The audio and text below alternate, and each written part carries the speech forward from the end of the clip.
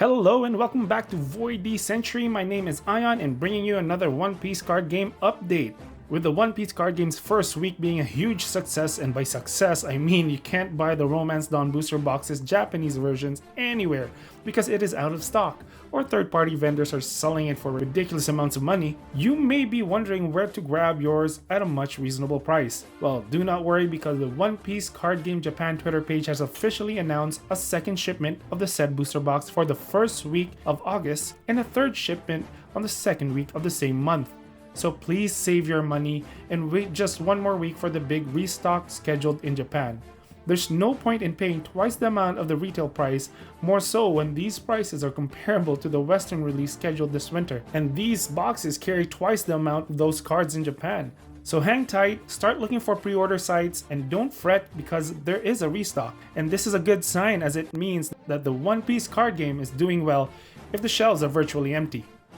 A much anticipated update has come out for the One Piece card game teaching app. For months, we've wondered and most likely guessed right on what this coming soon space was supposed to be.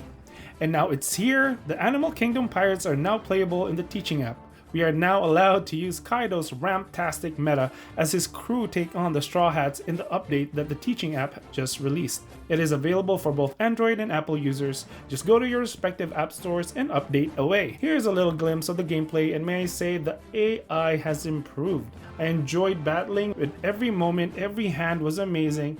And of course, there's a little censorship that has happened for the app itself. I am not sure if they're going to implement this for the Western cards, but in this teaching app, you will notice that there is a little bit of a difference. But anyway, enjoy the updated app and battle to your heart's content. Now for the last part of the news, Thailand had a 150-person tournament. And a big shout out to NOA Channel for this information shared on Twitter. I'll have their channel down in the description below, as well as their Twitter link. A quite surprising turnout for this local tournament as 150 people participated, with the One Piece card game only officially being out for 2 weeks. And may I say the results are quite intriguing. Here you can see the usage graph of the said tournament, and may I say I see a lot of green.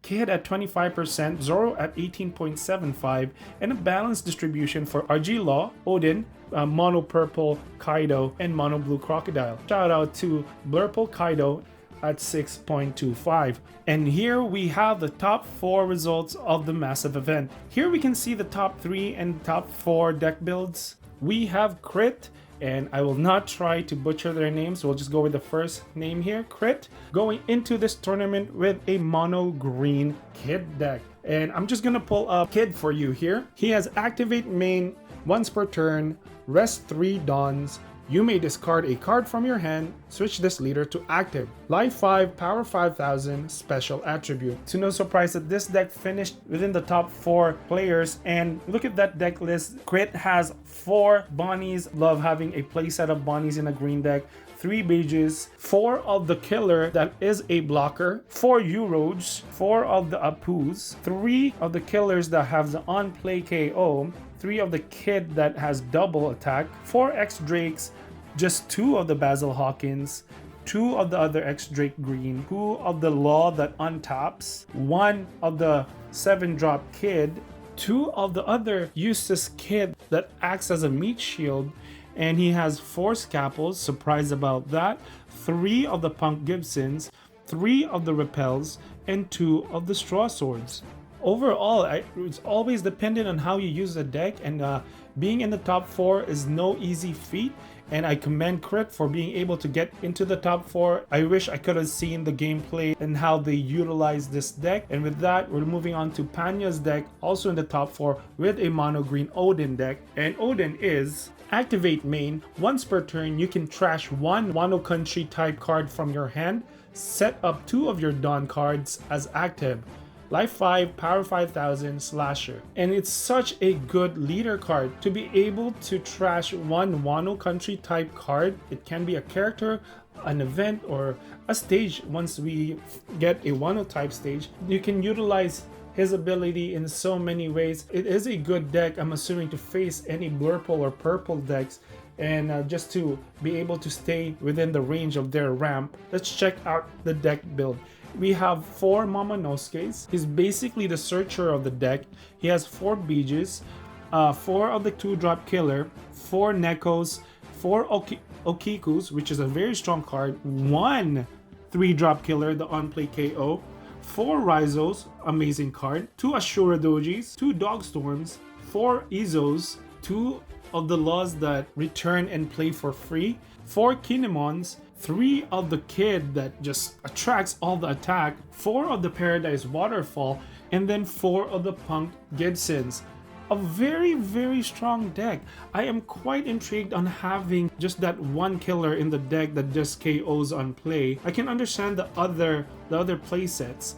And Rizo is a very strong hand equalizer because it's just recently I figured out that Rizo includes himself as a rested character in his ability. That just went over my head. But this deck looks very balanced. I would assume his late game killer would be Eustace Kid and having Law be able to set up the playing field as he wants. So this deck looks amazing. But now we are moving forward to the top 2 contenders of this 150-person tournament. We have the runner-up in second place, Thanachi. I hope I said your name right. I am very sorry if I didn't. But looking at his deck, first off, kudos to the alternate art Dawn cards on the bottom right there. He went to top 2 with RG Law. Activate main once per turn, tap 2 Dawns. If you control 5 characters, return 1 of your characters to the owner's hand. Then play 1 cost 5 or lower character of a different color as the return character from your hand. Life 4, power 5000, attribute slash. I am amazed because I love Trafalgar Law. He is an S tier card in my opinion, but to be able to go to second place and protect 4 life in the process. Let's look into this deck build. Tanachi has 4 1-drop Namis that pumps for 1000. 4 of the Namis that searches. 4 of the Chopper the blocker. 4 of the Bonnies that also scries, 4 of the Bijus that blocks, 4 of the Sanji that I feel like is a very risky card to have in this deck because he, once per turn, take 1 life card and put it in your hand and gain plus 2000 power for this character. Then give this character up to 2 of your rested non, and he has a counter 2k, which is amazing. But to have a card like this to pull life cards from your life area, already trying to protect 4 life, is a very ballsy move, and of course it looks like it paid off. And then of course he has the 2-drop Luffy here swinging at 7000, the 3-drop Rush Zoro. He has 2 copies of the killer that KOs, which is the only 2 non-playset cards in this deck. The 5-drop Rush Luffy, the 5-drop Law that untaps, and the 5-drop Law that plays with your drops, and 4 copies of Paradise Falls. This is a very straightforward deck.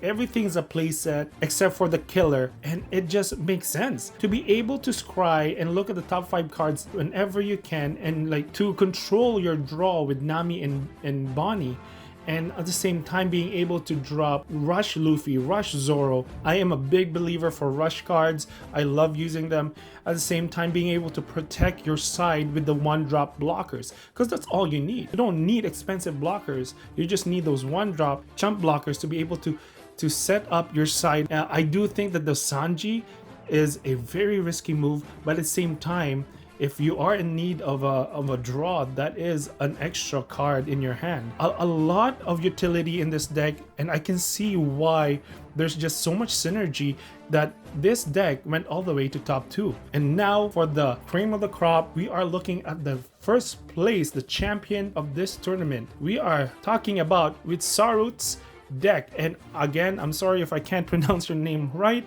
I hope I did. And to no surprise, it is a mono green Kid deck.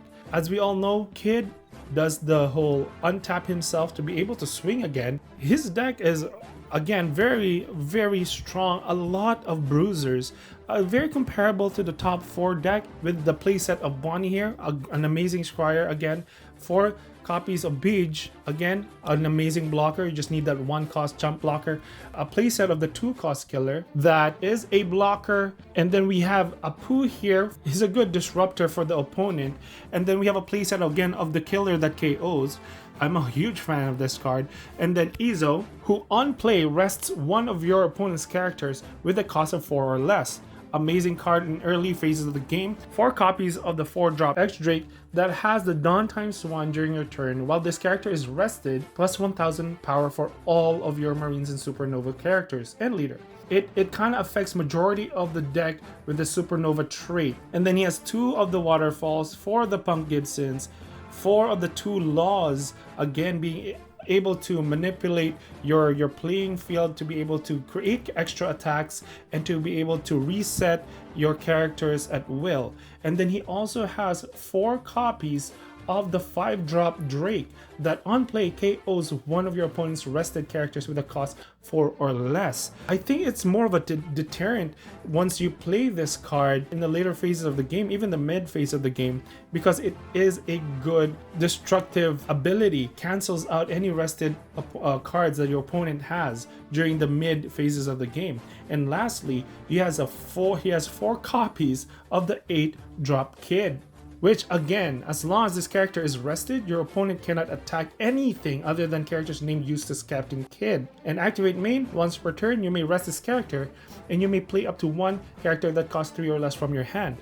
Amazing card because at the late phases of the game, using his ability, and he's a meat shield, so you are able to set up your own side and return a destructive onslaught towards the opponent's playing field. An amazing deck overall. I can see why this went all the way to the top 1 position, and of course it is all dependent on how the player himself play these cards. Congratulations to everyone that did this tournament just having 2 weeks into the game itself. Anyway, that's all I have for you today. I hope this update was worth the watch, and until next time, thank you so much for your time. Be safe out there, and I'll see you in the next video. See you later. Bye.